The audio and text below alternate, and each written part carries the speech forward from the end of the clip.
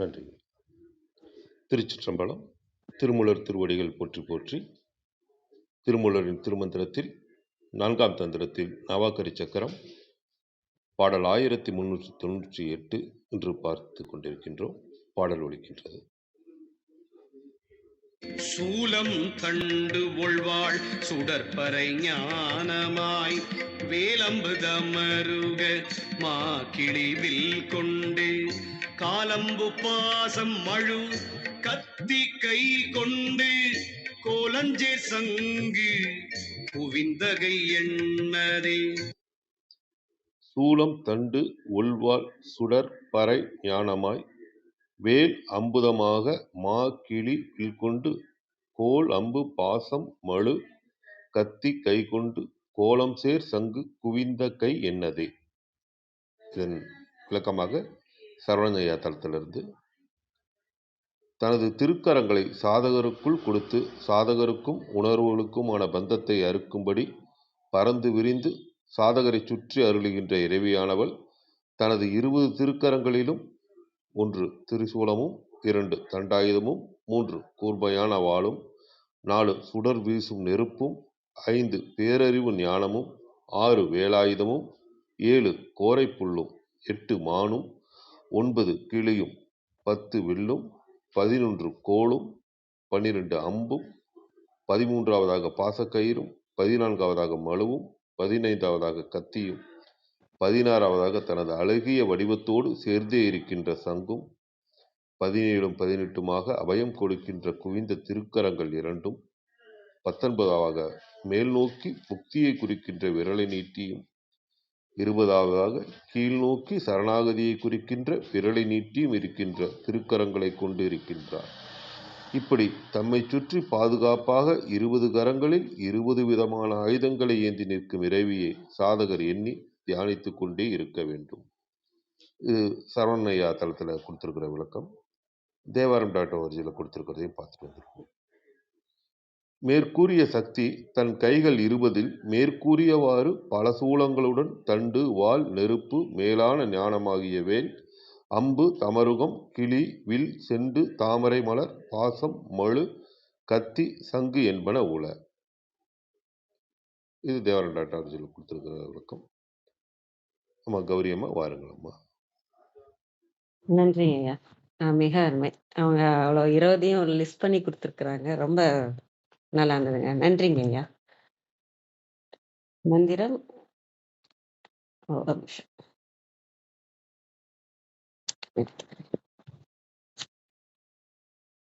ஓம் நந்தியபெருமான் திருவடி போற்றி. ஓம் திருமூலர் திருவடி போற்றி. ஓம் நம சிவாய. மந்திரம் 1398. சூலம் தண்டு ஒள்வாள் சுடற்பறை ஞானமாய் வேலம்பு தமருகம் மாக்கிளி விற்கொண்டு காலம்பூ பாசம் மழுக்கத்தி கைக்கொண்டு கோலஞ்சேர் சங்கு குவிந்தகை என்னதே. இதுக்கான commentary. Her spear quells Nescience. Damaruka is a bejo drum shaped like an hourglass. Her parrot is immense in size. Malu is the hottest deadly weapon. அப்படின்னு கொடுத்துருக்காங்க. ரத்னகுமாரையா அழகா சொல்லிட்டாங்க. அந்த 20 ஆயுதங்களை வருஷப்படுத்தி தான் இந்த பாடல்லையும் சொல்லியிருக்காங்க. திரிசூலம், அப்புறம் தண்டாயுதம், அப்புறம் ஒள்வாள்னா பிரகாசமாக இருக்கிற வாள், சுடர்னா நெருப்பு, பறை, ஞானமாய்ங்கிறது இங்க வேலாவும் பார்க்குறாங்க, அந்த கரும்பு இதாகவும் பார்க்கலாம், வேலாவும் பார்க்கலாம். ஒவ்வொருத்தரோட புரிதல் படி இருக்கு. அப்புறம் வேல் அம்பு, தமருகம் உடுக்கை, அப்புறம் மா கிளி. கிளின்றது அந்த லலிதா பரமேஸ்வரி அவங்களோட இன்னும் ஒரு தசமுகி ரூபமா இருக்கிற ஒரு தேவியா தான் இருக்காங்க. தசமுகி திருப்புர பைரவியா கூட பார்க்கலாம். அப்புறம் வேலை அம்பு வச்சிருந்தாங்கன்னாங்க. அப்புறம் இங்க வில்லும் வச்சிருக்காங்க, விற்கொண்டு, காலம் பூ பாசம் மழுக்கத்தி, இதெல்லாம் வச்சு சங்கு, இதை எல்லாத்தையும் வச்சு குவிந்தகை, அந்த குவிந்த அருள் பாலிக்கும் கையோடு என்னதே. இத அனைத்து இதையும் வைத்திருக்கின்ற தேவியை நம்ம கருத்துல வைக்கணும். நம்ம வந்து தியானத்துல வச்சு நம்ம இந்த மந்திரத்த சொல்லணுங்கிற மாதிரி பார்க்குறேன். இந்த எதுக்கு இத்தன இது அப்டின்னா, அவங்களோட சக்தி அவங்களுக்கு என்னலாம் சக்தி இருக்கு, அவங்களால என்னலாம் பண்ண முடியும், அப்படின்னு அந்த சக்திக்கு ஒரு அடையாளமா இருக்கிறதா இந்த ஆயுதங்களா பார்க்குறேன். அவங்களோட பவர் என்ன நமக்கு தெரியணும், அப்படிங்கிற மாதிரி அது அதுக்கு ஒவ்வொரு ஆயுதமா இருக்கு. இது புராண கதைகள்ல பார்த்தோம்னா, அந்த ஒவ்வொரு ஆயுதமும் ஒவ்வொரு தெய்வங்கள்ட்ட இருந்து அவங்க பெற்றதா அந்த ஒவ்வொரு ஆயுதங்களுக்கும் கதைகளும் இருக்கு. நமக்கு வந்து புரியணுங்கிறதுக்காகவும் அந்த ஆயுதங்களையும் அவங்க குடுத்துருக்கணும், அப்படிங்கிற மாரி நான் பார்க்குறேன். ஆனா நம்ம பார்த்த மாரி இந்த கிரீம் சக்தி வந்து நம்ம அறியாமை இருள நீக்கி, நமக்கு அந்த 3 உலகத்திலயும் அந்த அக்னி மண்டலத்திலயும், சூரிய மண்டலத்தில, இங்க சந்திர மண்டலத்திலயும் 3 மண்டலத்திலயும் நமக்கு ஞானத்த வ நம்மள சரி பண்ணி ஞானத்த குடுக்குறவங்களா இருக்கிறாங்க. அனைத்தையும் அருளுபவங்களா இருக்கிறதுனால, இவங்களுக்கு அத்தன ஆயுதங்களும் நமக்கு என்னெல்லாம் தேவையோ, கடைசி வரைக்கும் நம்மளோட பாசம், வினைகள், பற்று இப்படி எதெல்லாம் நம்மள்ட்ட தீங்கா இருக்கோ, அதெல்லாத்தையும் நீக்கி, நம்மள சிவத்திட்ட கூட்டு போறதுக்கான அனைத்து ஆயுதங்களையும் ஏந்திய கிரீம் சக்தியா இங்க இருக்கிறதா நான் பார்க்குறேன். இதுக்கு மேல எனக்கு இதுல ஒண்ணும் தெரியல. இப்படிதான் புரிஞ்சுக்கிறேன். இந்த 20 ஆயுதங்களும் அவங்களோட சக்திய காமிக்குது. அவங்களுக்கு எவ்வளோ பெரிய சக்தி இருக்கு, என்னென்ன பவர்லாம் இருக்கு, அவங்க என்னலாம் பண்ண முடியும் அப்படின்னு. அறியாமை இருள நீக்கி, அத உள்ளொளி பெருக்கி அறியாமை இருள நீக்குவாங்க அப்படிங்கிறத நம்ம கிரீம் சக்தியில பார்த்துருக்குறோம். அதனால அந்த இதுபடியே போலாம். அந்தபடி தான் புரிஞ்சுக்கிறேன். அனைவருக்கும் நன்றி. வாங்கம்மா கிருத்திகா அம்மா. வணக்கம் அம்மா.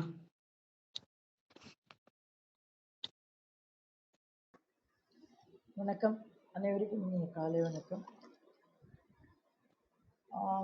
ரத்னகுமாரியா, எனக்கு ஒரு சின்ன உதவி செய்யணும். அந்த ஆயுதங்கள் ஒரு முறை வாசிக்க முடியுமா? வாசிக்கிறாங்கம்மா. நான் வரல, அந்த நேரத்துல மிஸ் பண்ணிட்டேன். சரவணன் ஐயா தளத்தில் கொடுத்துருக்கிறதாம்மா. ஓ அப்படியா? ஆமாம்மா. இரவி சாதகரை சுற்றி அருளுகின்ற இரவியானவள் தனது 20 திருக்கரங்களிலும், அதாவது 1ஆவதாக திரிசூலமும், 2ஆவதாக தண்டாயுதமும், 3 கூர்மையான வாளும், 4 சுடர் வீசும் நெருப்பும், 5 பேரறிவு ஞானமும், 6 வேலாயுதமும், 7 கோரைப்புல்லும், 8 மானும், 9 கிளியும், 10 வில்லும், 11 கோலும், 12ஆவதாக அம்பும், 13ஆவதாக பாசக்கயிறும், 14ஆவதாக மழுவும், 15ஆவதாக கத்தியும், 16ஆவதாக தனது அழகிய வடிவத்தோடு சேர்ந்தே இருக்கின்ற சங்கும், 17ம் 18மாக அபயம் கொடுக்கின்ற குவிந்த திருக்கரங்கள் 2ம், 19ஆவதாக மேல் நோக்கி முக்தியை குறிக்கின்ற விரலை நீட்டியும், 20ஆவதாக கீழ் நோக்கி சரணாகதியை குறிக்கின்ற விரலை நீட்டியும் இருக்கின்ற திருக்கரங்களை கொண்டு இருக்கின்றார். இப்படி தம்மை சுற்றி பாதுகாப்பாக 20 கரங்களில் 20 விதமான ஆயுதங்களையும் ஏந்தி நிற்கும் இறைவியை சாதகர் எண்ணி தியானித்துக் கொண்டே இருக்க வேண்டும். இது சரவணையா தளத்தில் கொடுத்துருக்கிற விளக்கங்கம்மா. பொதுவாக நம்ம இதுக்கு முன்னாடி கேள்விப்பட்டது படித்ததில் இந்த மாதிரி ஒவ்வொரு ஆயுதத்தையும் ஒவ்வொரு இதை குறிக்கும். இப்போ விநாயகர்கிட்ட இருக்கிற ஒவ்வொரு இதுவும் அந்த மாதிரி ஒவ்வொன்றும் படிச்சிருக்கிறோம். அந்த மாதிரி இந்த இதுக்கும் என்னங்கிறதும் தெரிஞ்சுக்கலாம் சார். வாங்கம்மா. நன்றி. நன்றி நன்றி ரத்னையா. இந்த மந்திரம் நம்ம வாசிச்சாச்சு, ஆனாலும் என்னுடைய தெளிவுக்காக நான் ஒரு முறை வாசிச்சுக்கிறேன். சூலம் தன் அதானே 1398 தானே? ஆமாங்க.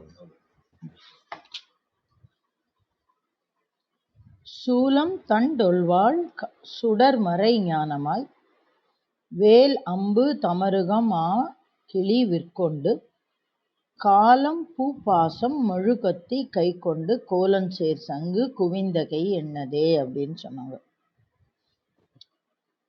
அப்போ பொதுவா பொருள் பார்க்கணும்னா சூலம் தண்டு ஒளி பொருந்திய வாழ், அதான் ஒள்வாள் அப்படின்னு சொல்றாங்க.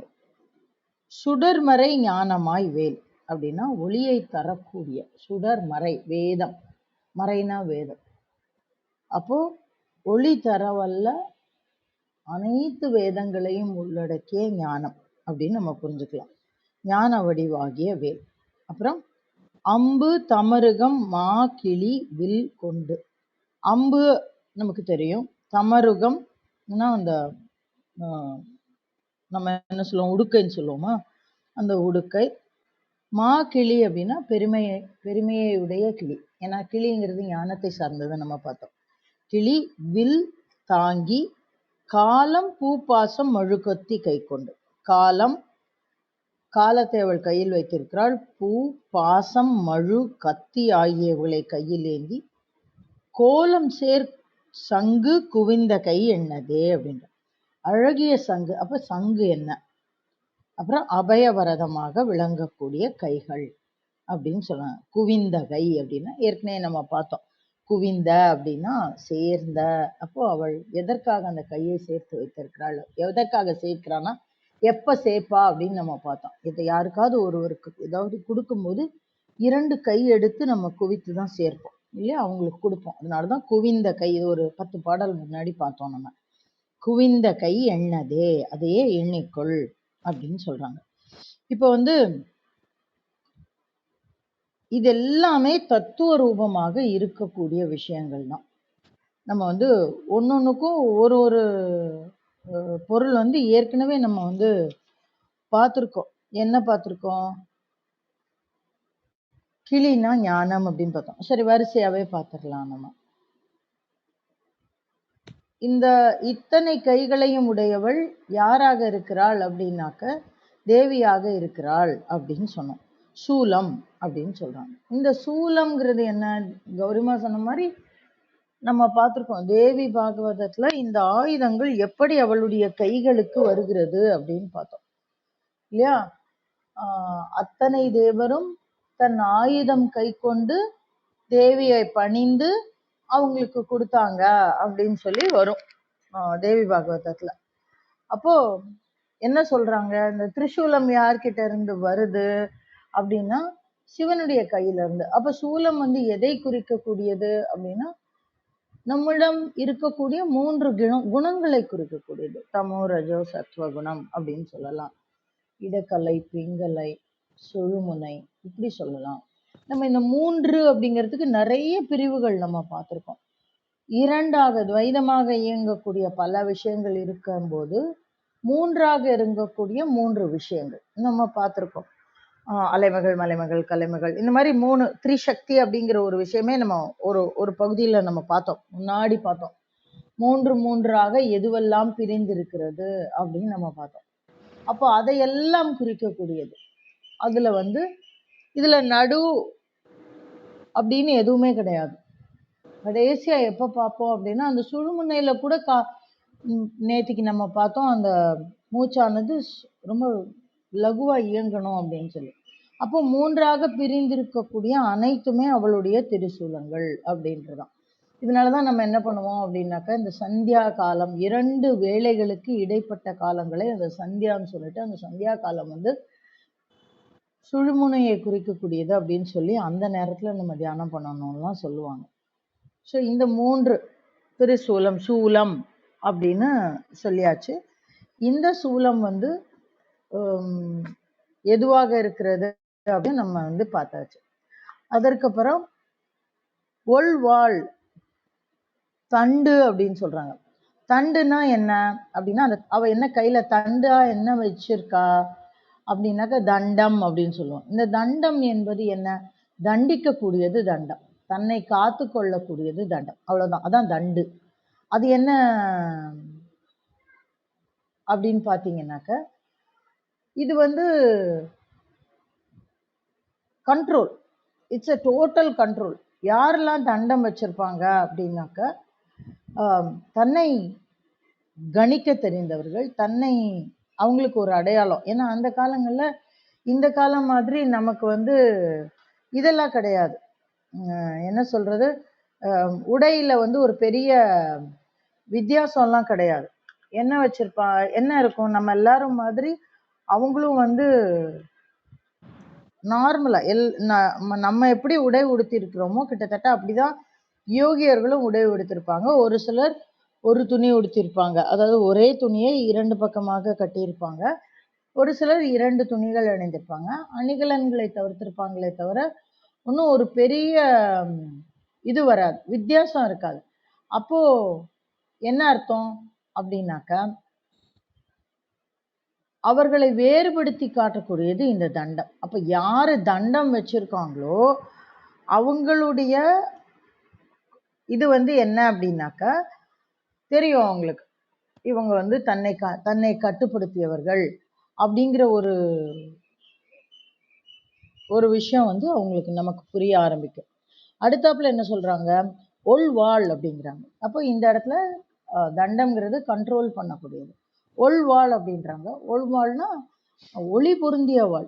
வாழ் எப்போ ஒளி பொருந்தும் அப்படின்னாக்கா, கூர்மையா இருக்கும்போது, அப்படியே பல பல பல பலான்னு இருக்கும்போது அது ஒளி பொருந்திய வாழ். அப்ப இந்த ஒளி பொருந்திய வாழ் அப்படிங்கிற விஷயம் என்ன அப்படின்னாக்க, அந்த அந்த அந்த புத்தி சாதுரியம், தைரியம். ஒருத்தனுடைய வாழ் ஒளி வீசக்கூடியதா இருந்தாலே என்ன அர்த்தம் அப்படின்னாக்க, he is paying more concentration to that. அப்படின்னா அது அதிகமான கவனத்தை கொண்டது, புத்தி சாதுரியத்தை குறிக்கக்கூடியது. மற்றவர்களிடமிருந்து இவங்கள்ட்ட போனா, ஒருத்தன் கையில வாழ் இருந்தா நம்ம போக பயப்படுவோம். ஆனா அவர் நம்மை சேர்ந்தவரானால் சரி இவங்க காப்பாத்திடுவாங்க அப்படின்னு தைரியத்தை கொடுக்கக்கூடியதாக அமைகிறது இல்லைங்களா? அதனால்தான் அந்த வாழ் அப்படிங்கிறத நம்ம முக்கியமா சொல்றோம். அதற்கப்புறம் இன்னொன்னு என்ன சொல்றாங்க, சுடர் மறை ஞானம் அப்படிங்கிறாங்க. அப்ப நம்ம இதை நம்ம நேத்துக்கே பார்த்திருக்கோம். ஞானத்திலேயே பெரிய ஞானம் என்ன அப்படின்னா பரஞானம். அந்த ஏன்னா அபரஞானம் எப்ப வேணா போகும், மாறிக்கிட்டே இருக்கும். அறிய அறியாமை பெருகும்னு சொன்னாங்க இல்லையா? அந்த மாதிரி நம்ம படிக்க படிக்க எவ்வளோ விஷயம் தெரியலன்னு நமக்கு தெரியும். ஆனா இந்த பரஞானம்ங்கிறது எல்லாவற்றையும் அறிந்தது, எல்லாவற்றிலும் கலந்து நிற்பது. உள்ளுக்குள்ள இருக்கக்கூடிய அந்த 1000 இதழ் தாமரையிலேருந்து என்னெல்லாம் ஸ்டோர் ஆயிருக்கோ ஒன்னொன்னா விரிய ஆரம்பிக்கும். அட இது படிச்சிருக்கோமே, இது ஏற்கனவே தெரிஞ்ச விஷயம் தானே, இதை பத்தி நம்ம ஏற்கனவே சிந்திச்சிருக்கோமே. இதெல்லாம் என்ன அப்படின்னா ஒரு இதழும் தன் உணர்வை பெறுகிற ஒரு காலம். அதுதான் பரஞானம். ஏன்னா எல்லாத்தையும் வச்சுதான் அமைச்சிருக்காங்க. இந்த ஆன்மாலாம் சும்மாலாம் வரல, ஜென்ம ஜென்மமா பயணப்பட்டு தான் வந்திருக்கு. எப்படி ஒரு குழந்தை தாயினுடைய மார்புல கொண்டு போய் வச்ச உடனே பாலை குடிக்க ஆரம்பிக்குது, எப்படி சக் பண்ணுது, எப்படி ஒரு சில உள்ளுணர்வான விஷயங்களை செய்யுது, எப்படி ஒரு மாடு பால் குடிக்குது, இதெல்லாம் நீங்க பாத்தீங்கன்னா தெரியும் நமக்கு எப்பேற்பட்ட உள் ஞானம் நமக்குள்ளே ஒளிந்திருக்கிறது. இதெல்லாம் வெளிப்படையாக தெரியக்கூடிய ஞானங்கள். இதுலயே நம்ம உள்ள பயணப்படப்பட தெரியும் நமக்கு. இன்னும் சொல்ல போனா இந்த ஞானம் எப்படி நமக்குள்ள சேர்ந்ததுன்னு கூட நமக்கு ஞாபகம் இருக்கும். அது அது அது அது அது ஒரு ஆழமான ஒரு விஷயம். எப்படி இது எங்கிருந்து தெரிஞ்சது நமக்கு அப்படின்னா, எங்கேயோ தெரியும். இதுக்கு நம்ம மாடர்ன் வேர்ல்டுல என்னெல்லாமோ சொல்லுவாங்க, தேஜாவுன்னு கூட சொல்லுவாங்க. ஏதோ எப்போவோ நடந்த விஷயம் மாதிரி நமக்கு தோணும். இல்லையே இது இதுக்கு முன்னாடி எப்போவோ நடந்திருக்கு அப்படின்லாம் கூட யோசிப்போம். அது எந்த ஜென்மம்ங்கிறது தான். அது இன்னும் பேச போனோம்னா நம்ம பேரலல் யூனிவர்ஸ் அந்த மாதிரி எல்லாம் போயிடும். அதனால வேண்டாம். ஸோ அந்த அத்தகைய ஞானம், சுடர் மறை ஞானம், வேல் அம்பு தமரகம் அப்படின்னு சொல்றாங்க. அப்ப இந்த இடத்துல வேலாயுதம், வேல் என்னது, நம்ம இத இப்ப ஒரு 4 நாள் முன்னாடி பார்த்தோம். வேல் எதிரில் இருக்கக்கூடியவர்களை அழிப்பது. தள்ளி இருந்தாலும் அந்த வேல் ஒரு டிஸ்டன்ஸ்ல, வேலை எரிய மாட்டாங்க, ஈட்டியை தான் எறிவாங்க. வேலை என்ன பண்ணுவாங்க, அந்த ஒரு 10 அடிக்கு இருக்குன்னா அந்த 10 அடியில இருக்கவன கூட அவனை மாற்ற முடியும். அப்ப அதுதான் வேலு. அப்ப அந்த வேல் அப்படிங்கிறது என்ன அப்படின்னாக்க, ஆக்ரோஷமாக தாக்கக்கூடிய ஒரு தன்மையை, ஆக்ரோஷத்தை தரக்கூடியது. அப்போ கோபம், நியாயமான கோபங்கள்.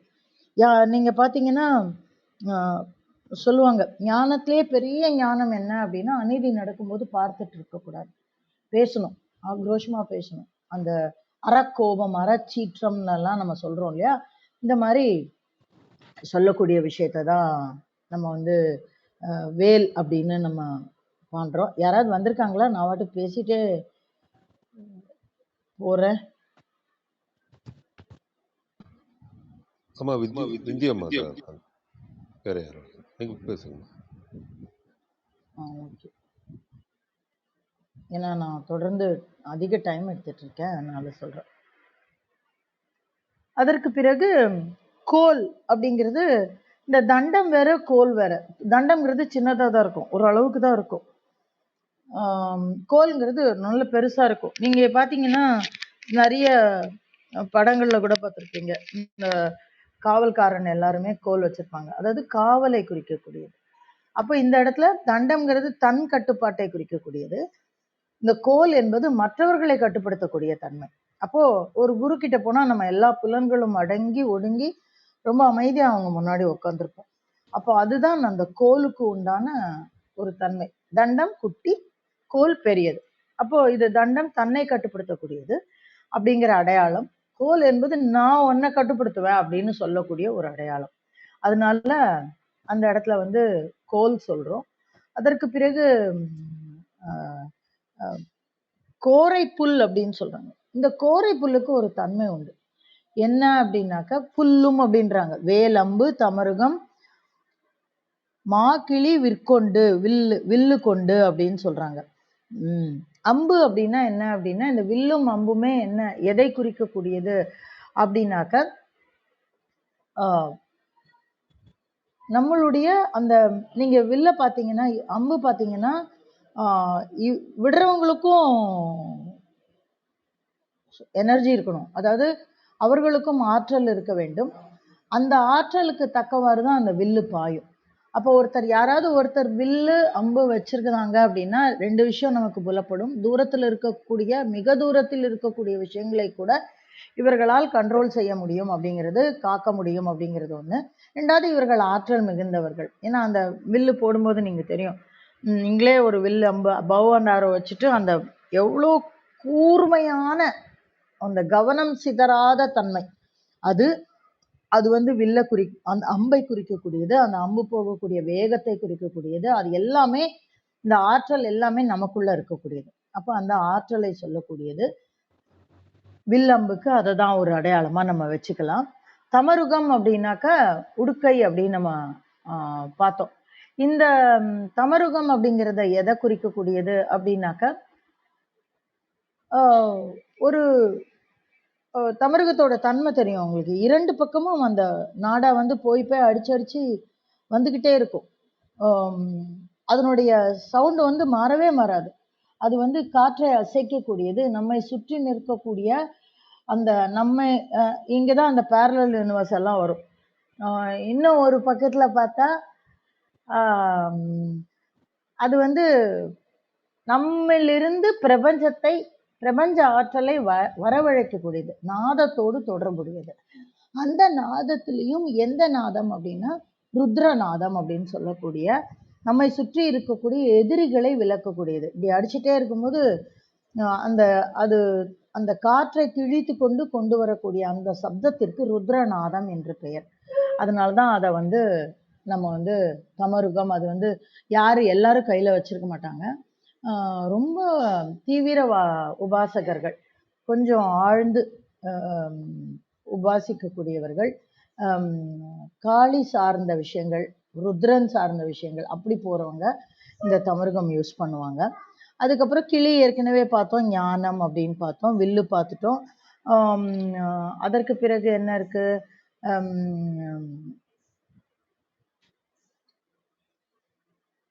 காலம்பு, பாசம்னா நம்ம நேத்தே பார்த்தோம்.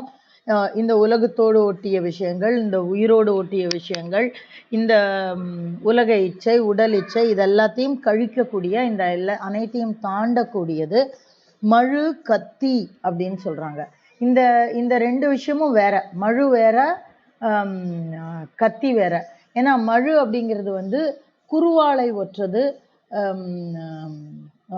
அதனுடைய வடிவமும் பிரயோகமும் வேற. குருவாள்னா என்ன செய்யும், கத்திங்கிறது என்ன செய்யும்னு சொல்லும். கத்தி வந்து வெட்டுறதுக்கு உபயோகப்படக்கூடியது, மழு வந்து இது ரெண்டுமே இந்த தண்டமும் கோலும் மாதிரி தான். பயன்பாட்டின்படி ரொம்ப ஷார்ப்பானது. ஆனால் அந்த குருவாள் எதுக்கு யூஸ் பண்ணும், கத்தி எதுக்கு யூஸ் பண்ணும் அப்படிங்கிறதுக்கு நமக்கே வித்தியாசம் தெரியும்.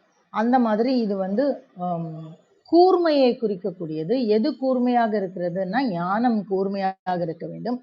அந்த எங்கிருந்து வரக்கூடிய ஞானம், இந்த மறை ஞானத்திலிருந்து பெறக்கூடிய, ஏன்னா சுடர் மறை ஞானம் அப்படின்னு சொல்லியிருக்காங்க.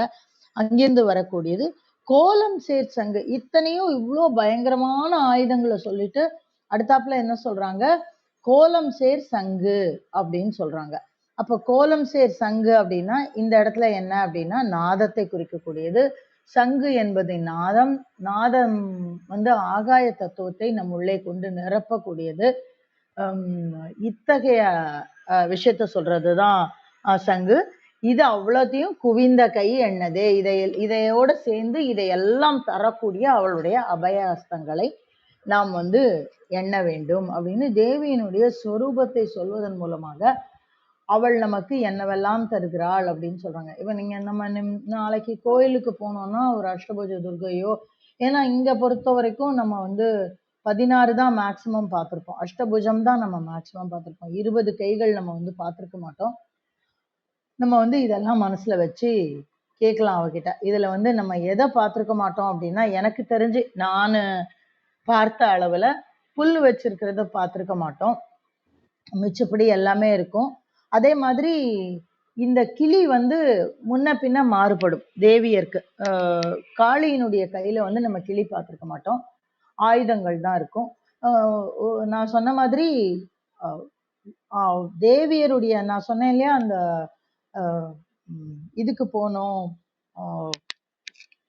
அது என்ன சொல்லுவாங்க, 108 யோகினிகளுடைய கோவிலுக்கு போனோம். அவங்கள வந்து வித்தியாசப்படுத்துறது, 108 பேரையும் வித்தியாசப்படுத்துறது என்ன அப்படின்னாக்கா, அவர்கள் கையில் வைத்திருக்கக்கூடிய அந்த ஆயுதங்கள் தான். அதுதான் வித்தியாசப்படுத்துறது, யாரு என்ன ஏது அப்படின்னு சொல்லிட்டு. அப்ப அந்த மாதிரி அவரவர்களுடைய கையில் இத்தனை காம்பினேஷனும் ஒருத்தர்கிட்டே இருக்கணும்னு அவசியம் இல்லை. இதுல 2 இருக்கும், 4 இருக்கும், 4 கை வைத்தவள் இருப்பாங்க, 6 கை, 8 கை, 8 16 கை, இதெல்லாம் இருக்கும். ஸோ இதுல இந்த எந்தெந்த கையில என்னென்ன இருக்குங்கிறத வச்சு நம்ம வந்து அந்த தேவியருடைய தன்மை, அவள் நமக்கு என்ன தருவாள் அப்படிங்கிறத நம்ம புரிஞ்சுக்கலாம். இது வந்து இதுக்காக திருமூலர் வந்து நமக்கு அடையாளப்படுத்தி காமிச்சிருக்கிறாரு. இதை எனக்கு புரிஞ்ச மட்டுக்கும் நான் சொல்லியிருக்கேன். இதுல வந்து வேற ஒரு மாற்று கருத்து சொல்றவங்களும் இருக்கலாம். கிளிங்கிறது வந்து ஞானம் இல்லை, இதை நாதத்தை குறிக்கக்கூடியதுன்னு சொல்லுவாங்க. தமுருகத்துக்கு வேற ஒரு பொருள் சொல்லக்கூடியவங்க கூட இருப்பாங்க. என்னுடைய புரிதலை நான் உங்களோட பகிர்ந்திருக்கிறேன். நன்றி நண்பர்களே. இத்தகைய ஒரு அருமையான மந்திரத்தை இன்று காலையில் பகிர கிடைத்த காலை வேளைக்கு நன்றி சொல்லி என்னுடைய பகிர்தலை முடித்துக் கொள்கிறேன். நன்றி. நன்றிங்கம்மா. நிறைய விளக்கங்கள் கொடுத்தீங்க, நிறைய விஷயங்கள் கற்றுக்கிட்டோம். அது பொறுமையா சொல்றது பெரிய விஷயங்கம்மா. நன்றிங்கம்மா. வாங்க விந்தியாம்மா. வணக்கம் அம்மா.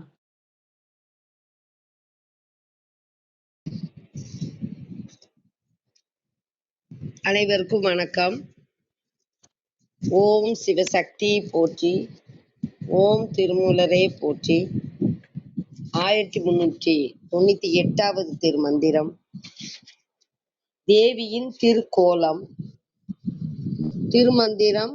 சூலம் தண்டு ஒள்வாள் சுடர் பறை ஞானமாய் வேல் அம்பு தமருகமா கிளி விற்கொண்டு காலம்பு பாசம் மழு கத்தி கை கொண்டு கோலன்சேர் சங்கு குவிந்த கை என்னதே. திரிசூலம் கதை வாள் ஒளிவிடும் ஞான வடிவாகிய வேலாயுதம் அம்பு உடுக்கை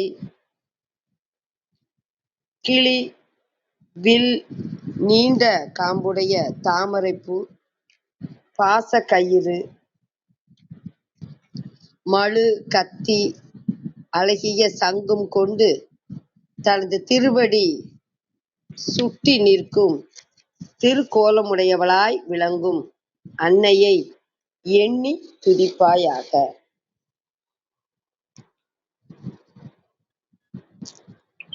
கழக வெளியீட்டில்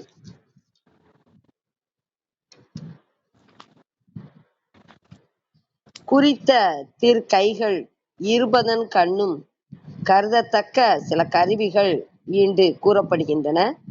அவை முத்தலை வேல், கதை, விளக்கமிக்க வாள், சிறந்த பறை, அறிவொளியாய் விளங்கும் வேல், அம்பு, உடுக்கை, ஆக்கிளி, வில் நீண்ட காம்பையும் அழகினையும் உடைய தாமரைப்பூ, கயிறு, மழு, கத்தி, அழகுமிக்க சங்கு, திருவடி சுட்டி கூட்டுவிக்கும் திருக்கையாகிய குவிக்கை.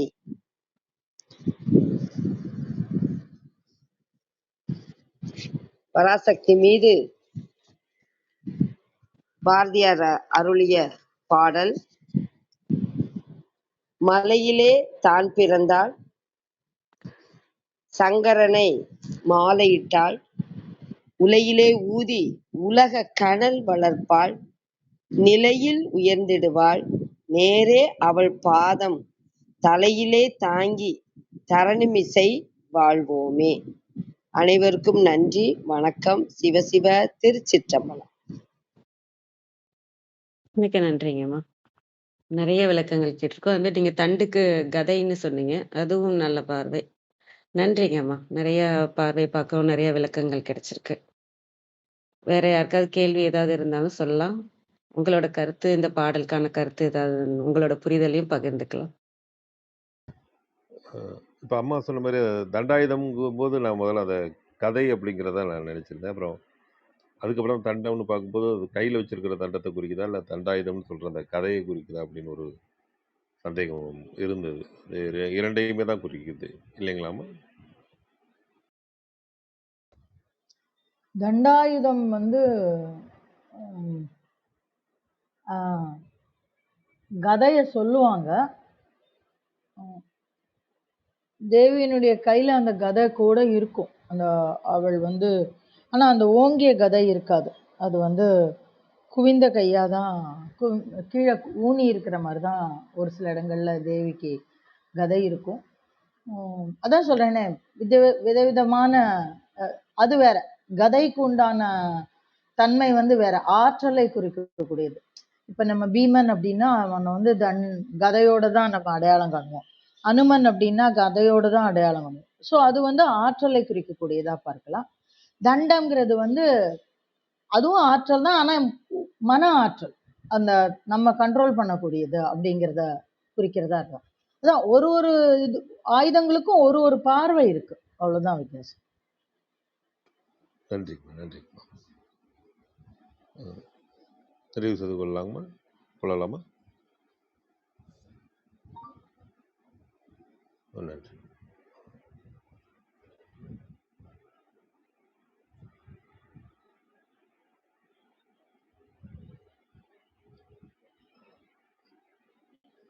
திருமந்திரம் கேட்க, போத, பயில, அறிவில் உணர்வில் தூய்மையும், ஆன்ம உணர்வும், துணிவும், சஞ்சலம் சங்கடமற்ற வாழ்க்கையும், சிவன் மீது உண்மையான உணர்வு பெறுதலும் கிட்டும்.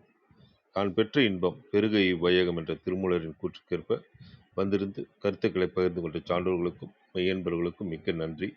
தளம் நிறைவடைகிறது. மீண்டும் நாளை காலை 6:30 மணிக்கு கேள்வி ஞானம் ஆன்ம சுவாசம் நிகழ்வில் சந்திப்போம். 5, 4, 3, 2, 1.